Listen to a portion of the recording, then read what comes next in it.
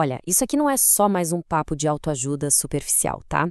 Pense nisso como um verdadeiro manual de instruções da realidade que vai muito, mas muito além do que a gente costuma ouvir por aí. Bom, vamos direto ao ponto. Essa é a grande questão, né? A pergunta que não quer calar para muita gente. Existe essa frustração enorme com a ideia de que só pensar positivo deveria mudar tudo. Mas aí a gente olha para a vida e parece que não funciona bem assim. Por que será que isso acontece? A resposta é bem mais profunda e, olha, muito mais poderosa do que se imagina. A grande sacada é que a lei da atração, do jeito que a gente conhece, é só a pontinha do iceberg. Ela faz parte de um sistema muito maior, um sistema super antigo e poderoso que, de fato, comanda o funcionamento do universo. E aqui está a chave de tudo, os 7 princípios herméticos. Pensa assim, eles não são uma única lei, eles são o sistema operacional completo da nossa realidade.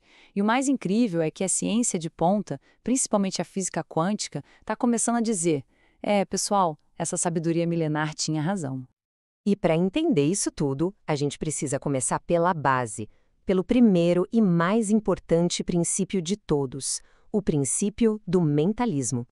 Por muito tempo, a ciência acreditou que a matéria criava tudo, que o nosso cérebro criava nossos pensamentos. Só que essa ideia foi virada de ponta cabeça. Esse princípio diz o contrário. A realidade não nasce da matéria, ela nasce da consciência. E olha, essa ideia não é nova, não. Ela vem direto de um texto hermético super antigo, o Kybalion. É uma frase que por séculos pareceu meio esotérica, mas que hoje, acredite, encontra um eco impressionante na ciência moderna. E aqui está a prova científica. O físico teórico Amit Goswami explica de um jeito muito claro. Sem a consciência, o universo existe só como uma nuvem de possibilidades infinitas. É o ato de observar, a nossa consciência, que faz uma dessas possibilidades virar a nossa realidade concreta. E ele não está sozinho nessa. Físicos como Henry Stepp e Menas Kafatos reforçam exatamente a mesma ideia. Então, o ponto crucial aqui é o seguinte: se o universo é mental, tudo que a gente vive começa primeiro dentro da nossa mente. Nossos pensamentos, nossas emoções, eles não são só reações ao mundo, eles são o ponto de partida do mundo. Ok, partindo dessa base de que tudo é mental, a gente descobre 3 outros princípios que meio que governam a estrutura do nosso universo. Eles funcionam juntos, sabe? São inseparáveis. O primeiro é o da correspondência, resumido naquela frase famosa: assim como é em cima, é embaixo. E a física moderna mostra isso de um jeito lindo. A estrutura de um átomo não parece um sistema solar em miniatura? Pois é, as leis que regem o universo são as mesmas que regem nosso mundo interior. A astrofísica Juliana Conforto vai ainda mais longe. Ela diz que o corpo humano é um fractal do cosmos. O que isso quer dizer na prática? Que o mundo lá fora não é só parecido com o mundo aqui dentro, ele é um reflexo direto.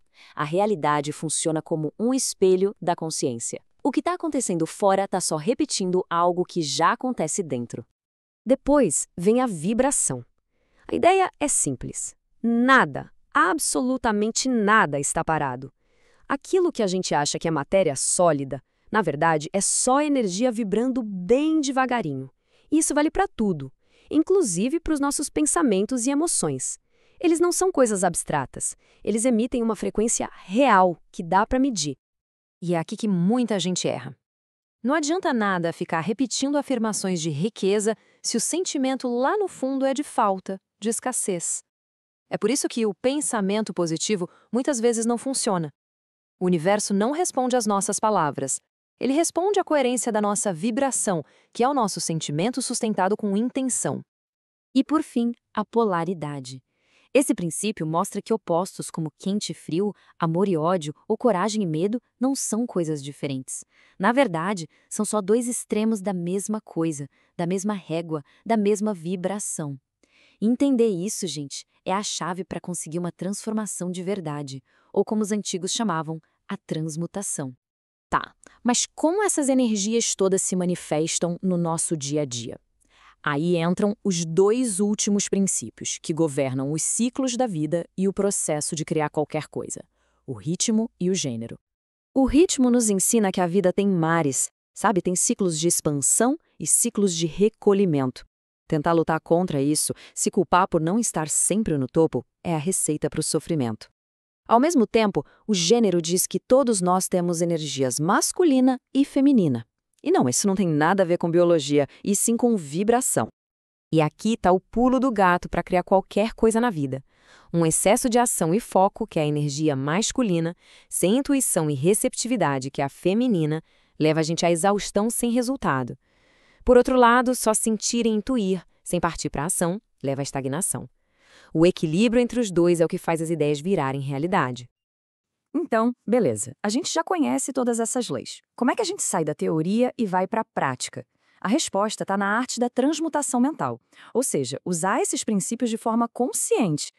E olha que incrível, de novo, essa ponte entre o antigo e o moderno. O que os mestres herméticos chamavam de transmutar a mente, a neurociência hoje chama de neuroplasticidade, que é a capacidade que o nosso cérebro tem de se reorganizar, de criar novos caminhos com base nos nossos pensamentos e emoções repetidos.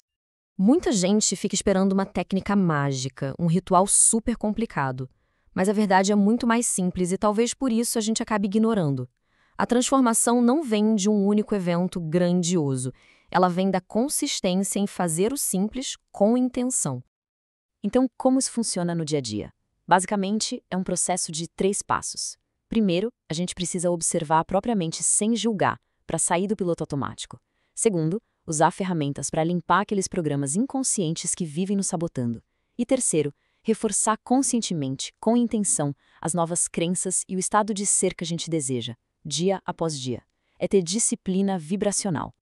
No fim das contas, tudo se resume a esta pergunta. Se a realidade é mesmo um espelho que só reflete o nosso estado interior, então a responsabilidade e o poder estão inteiramente nas nossas mãos. As leis estão aí funcionando o tempo todo, quer a gente saiba ou não. A única questão que fica é, o que a gente vai escolher refletir?